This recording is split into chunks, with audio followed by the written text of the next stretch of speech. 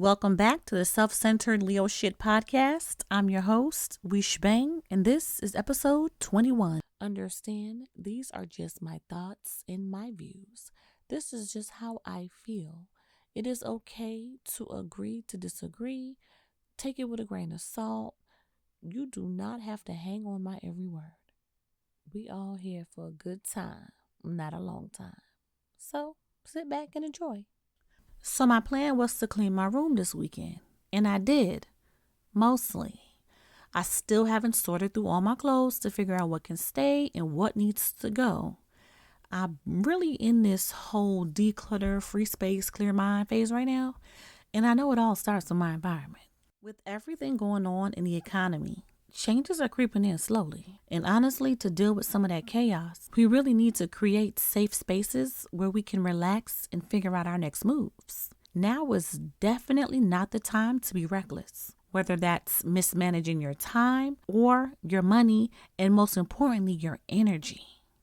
And when I say declutter, that could mean people in your space as well, because we're not all on the same wavelength. Some of us are, but we also have people in our midst who are on either a faster trajectory or a slower trajectory.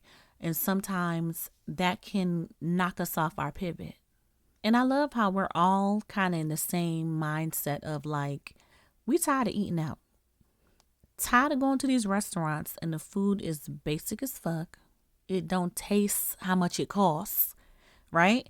The food you spending $100 and the food don't taste worth more than $20.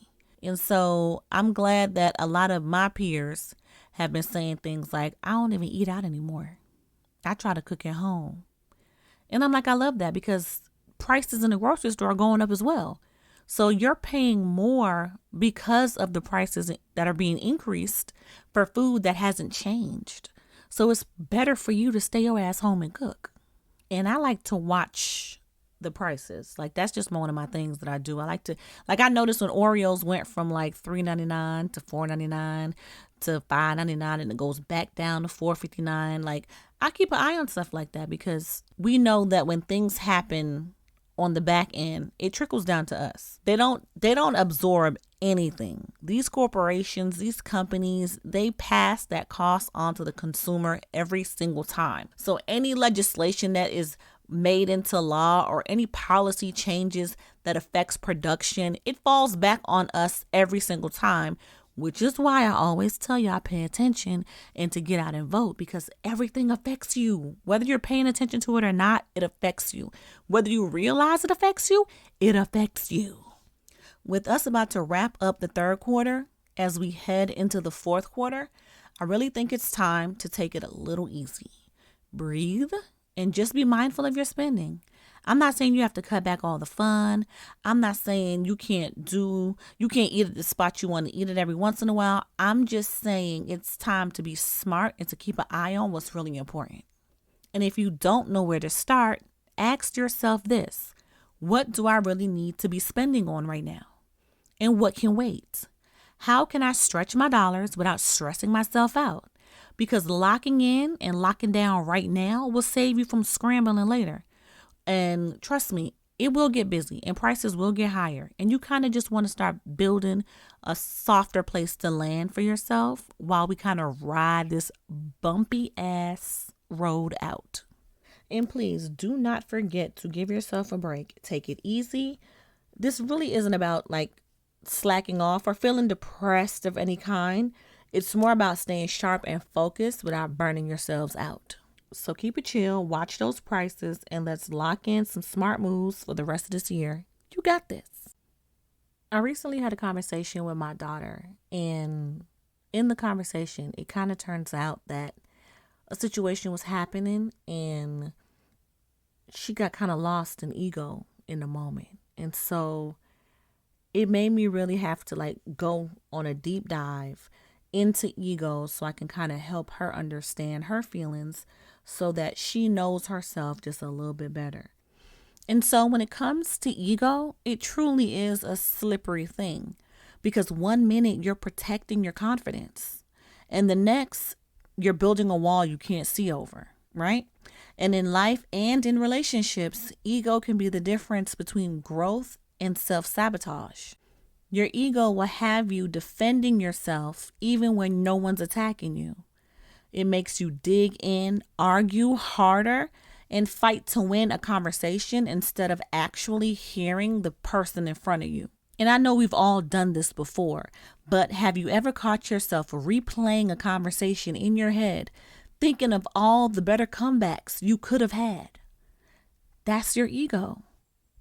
And there's parts of ego that we overlook, like when ego is feeding off of old pain. It keeps the wound fresh because the story gives you sympathy or validation or attention. But seriously, if the story is the only thing keeping you relevant, you're not moving forward. You're just reliving something over and over again. And this is meant to trigger you. So if it's hitting a spot for you, maybe it's time to pause and think, where in your life are you holding on just because you want to feel right? And I want us to not be afraid to have open dialogues about these type of emotions, because these are the things that we internalize and we train our brain to. Not only do we think up and conjure up these crazy things in our head, we also start to believe them because we haven't shared them outwardly with someone that says, oh, no. That feeling is ego and you need to focus on something else. So please comment or share this with the person who always has to have the last word. They'll know exactly who they are. Because every time you feed your ego instead of your growth, you're quietly pushing away the people who matter most. Real power is knowing when to let go. Not because you're weak, not because you're wrong, but because peace is worth more than being right. In the words of the late, great Maya Angelou, you can't really know where you are going until you know where you have been. Sometimes letting go is the only way forward. So we just talked about ego, how it can build walls and push people away when we hold on too tight to being right or to the old story. The same ego can show up in our closest relationships, especially with our children.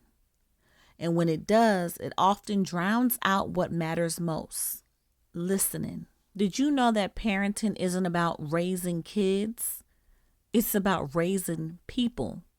And one of the most important tools we have in that process isn't money, discipline, or advice. It's literally listening to what is being said. I'm talking about giving your children your undivided attention, putting your phone down, turning the TV off, undivided, not distracted attention. And that's opening your ears and your eyes and your energy so that your child can truly be seen and heard. And I learned this one through parenting. And it's one of the most common miscommunications is we assume we already know what our kids are going to say. You know what I'm saying? We catch the half sentence and we fill in the rest with our own fears, experiences, and judgments. And when that becomes the norm, our kids stop trying to explain themselves. They have no reason to share where they're coming from because we're not listening to what they're actually saying. So this is for you parents who are listening. Please ask yourself, when was the last time you paused and really listened without interrupting or giving advice? What is it that you think your child needed you to hear? Please drop your comments and your thoughts. I'd love to further discuss this because I see where the disconnect happens through small, subtle conversations. And if you want, you can call in and leave a message or drop a question on my answering service and we can discuss it on the next episode. That's 404-500-8941. That's 404-500-8941. Because if we lose momentum on communicating with our children when they're young, we're not going to be able to tell them anything when they become adults. And adult children are harder than the younger ones because they remember.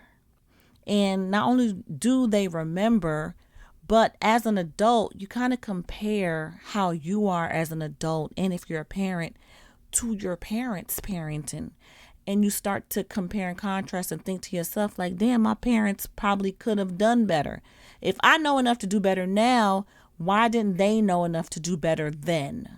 And so the communication becomes a little bit complicated because you're sending messages, but they're not landing because you haven't even fixed the issues that you had before.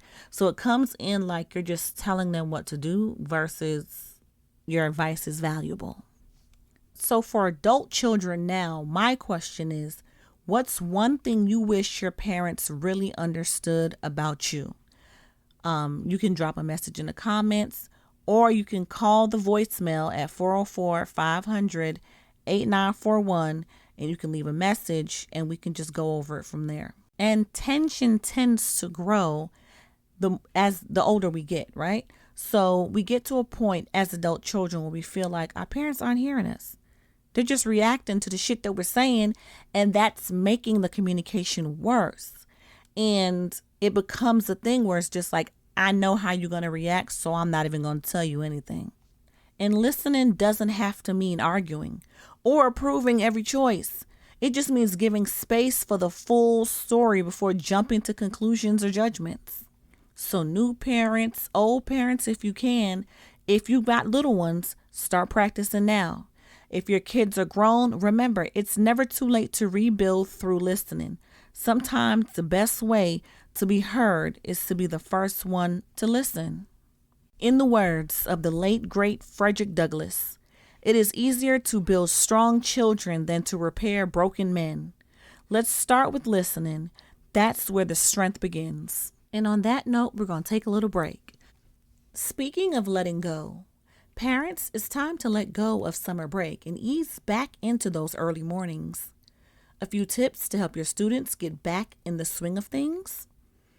Decide on a set sleep schedule. Do mental health check-ins at the end of each day. And keep a designated homework station that's screen, stress, and distraction free. A smooth transition now makes the whole semester easier.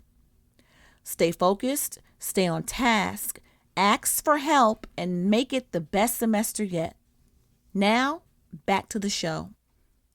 All right, so let's talk about football for a minute. Now, full disclosure, no, I'm not a diehard sports head.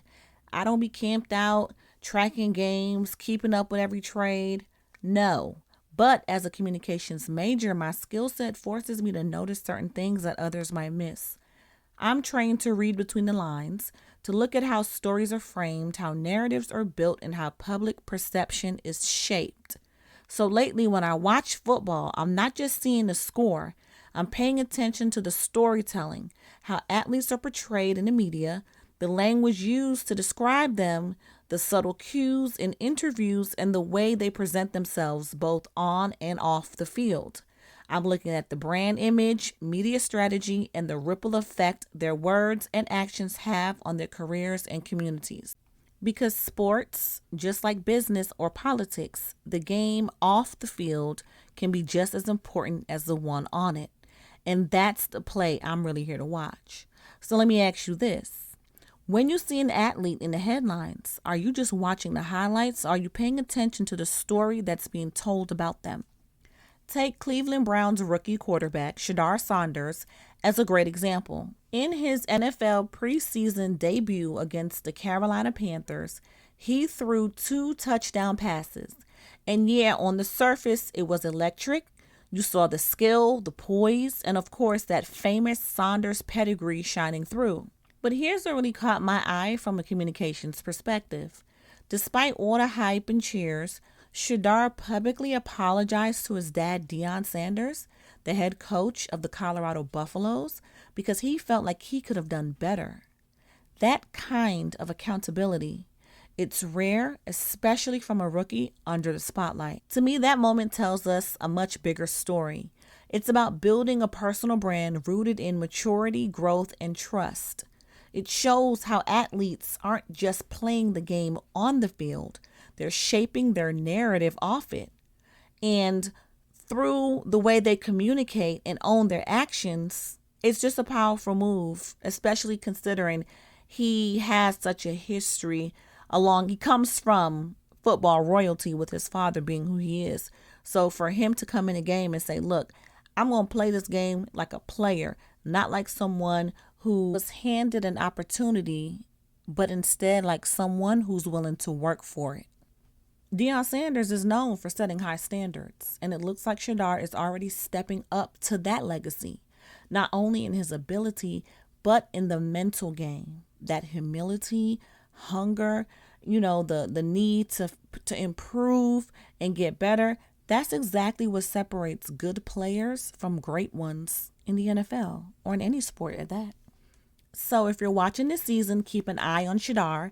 The Browns may have a promising young quarterback, one who's ready to make noise, but humble enough to know the real work starts now. And I feel like I'm butchering his name, so I don't know if it's Shedeur or Shedeur, but I'm going to learn it the next time. So when I say it, I'm saying it right, because I do not believe in mispronouncing people's name. I believe people should take the time to learn how to pronounce your name properly. So after listening to myself say it a few times, I was like, oh, am I saying his name correctly? I'm going to make sure I get it right for next time. All right. And speaking of making a statement, whether you're on the field or on the screen, style is another powerful way we communicate who we are without saying a damn word. And for all my fashion fans out there, get ready to clutch your vintage handbags tight, because The Devil Wears Prada 2 is officially filming.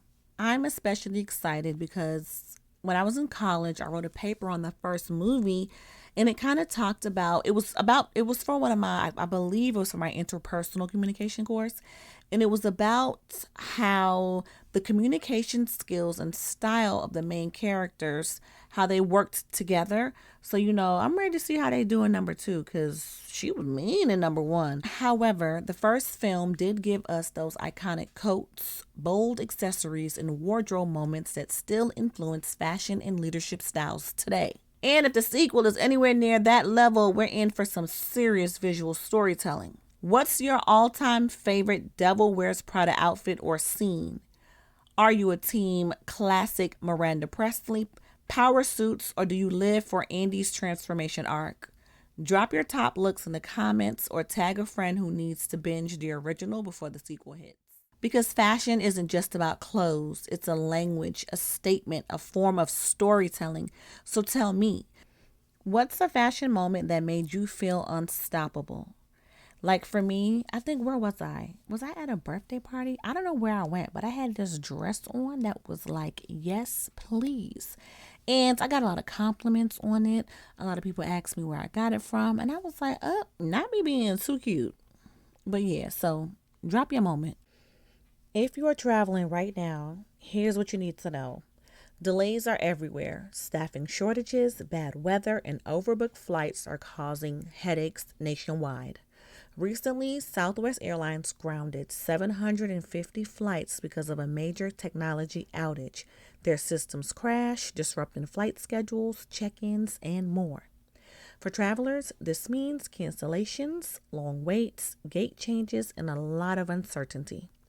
Even if you arrive early, something unpredictable can still throw off your plans, like being stuck on planes for hours or facing long check-in lines. So here's my travel survival advice. Pack patience. Like it's an essential carry-on item you'll need more than you think. Bring snacks, because nothing tests your character like a 3-hour delay with no food. We'd like to hear from you. What's your most memorable travel delay story? A nightmare or maybe an unexpected adventure? Share it in the comments or call the voicemail and tell us on the message, 404-500-8941. Let's laugh or commiserate together. For those who are traveling soon, what's your go-to strategy for surviving airport chaos? A book, a playlist, a loaded game on your phone? Drop your tips. You might just save one of your fellow travelers. All right now, happy skies. Travel may never be perfect, but with the right mindset and a few essentials, you can keep your cool and maybe even find some humor in the madness. And with that being said, let's take a little break. Now, before we dive into entertainment, I have to shout out Naja in Atlanta. Let me tell y'all something. I don't know if y'all heard my other podcast, but I've been in my bag about these nail prices at these nail salons, and they've been making me real mad. But when I tell you, The way Naja did my nails, baby, she got me back in the saddle because I will be getting my nails done again. And I know it's a little expensive, but it's so nice. And I just love the way my nails look. So you can find Naja on TikTok and Instagram at Naja Nailed It. NAJAHNAILEDIT. Please tell her we sent you. Now back to the show.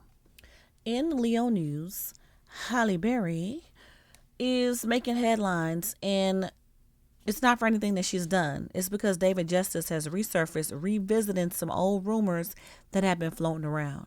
To recap, Halle Berry has shared a story about being abused by a past lover, which left her deaf in one ear. There were many names that were called: Wesley Snipes, David Justice, and who else was a past lover? Did they say Brad Pitt? I don't know who it was, but they weren't. It was not just him, for him to be taking it upon himself to walk around bleeding everywhere. Like, sir. And he's been denying the allegations. She never said who it was. She never insinuated that it was him. She just made the statement and she moved on from the topic. He has been fighting allegations that he has put on himself. Sir, that woman never called your name. She had other lovers before you. Why do you think it's you? Why do you want it to be you so badly? I need him to get a life and leave Halle Berry the fuck alone. This episode is brought to you by The Culture of Clarity, powered by the Morgo Brand Communication Group, your go-to space for clear thinking, real talk, and breaking down today's biggest issues with no fluff. Stay tuned and stay informed. The great state of Texas is making headlines again, this time for trying to redraw voting maps in a way that reeks of midterm election manipulation. This isn't just politics as usual. It's a deliberate attempt to dilute voices and tip the scales before the 2026 midterms even begin. And here's the part they aren't talking about. The people showed up.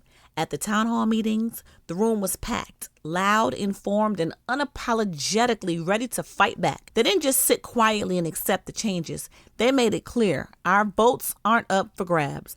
And in another act of desperation, now they're trying to cancel direct deposits for the representatives who have left the state to prevent the quorum. It's almost like a TV show. You can't make this shit up. This is really happening. We are really in 2025, and they are really trying to send us back to the 1900s, early 1900s. Yes, this is happening today, right now, in real time. Do not let people tell you that your voice does not matter. Your voice matters now more than ever. The laws may change, the rules may shift, but your power is in your vote, and your vote is your voice. So let me ask you this. What barriers to voting have you seen or experienced in your community? Have you had to fight just to make your voice heard? I want you to share those stories, because when we talk about it, we're not alone and we build strength together. And pretty please, do not miss the deadline. Please check your voting status. Please make sure you are registered to vote. The deadline is usually October 1st of that voting year. But go in and check your status to make sure that you are up to date on everything, especially in states like Georgia. I don't know if other states have announced that they purged people from their systems, but the state of Georgia has purged almost 500,000 voters from the system who did not vote in the last 2 elections. So with that being said, if you plan on using your voice come the midterms, November 3rd, 2026, you need to be registered to vote by October 1st of your voting year, I believe. But you can register now and just be up to date with what you need to get done, because I do believe there are some elections coming up in Atlanta and other cities around Georgia this year as well. So you want to get yourself registered by this year, because you may be participating in an election in your city soon. They are truly trying to make it harder for us. And when I say they, I mean regular people, right? I'm talking about regular humans who are manipulating a system that was designed to protect everyone and include everyone, is trying to run the system on a personal note. They're trying to make it so that it aligns with themselves and they can exclude people.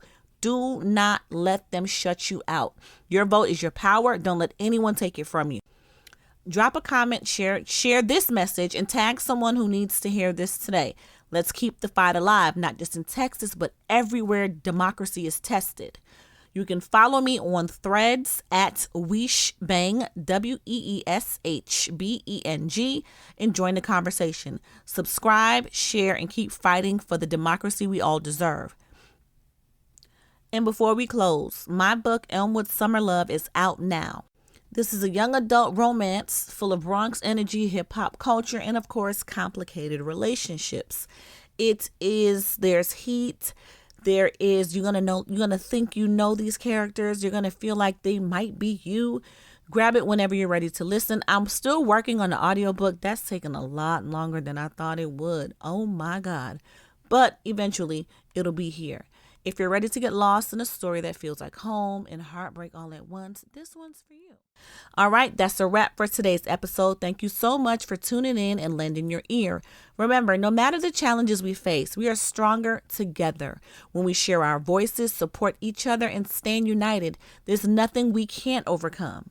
If you enjoyed the show, please consider supporting the pod by subscribing, leaving a review, sharing it with your friends, or showing your support via Cash App at $Weesh Beng.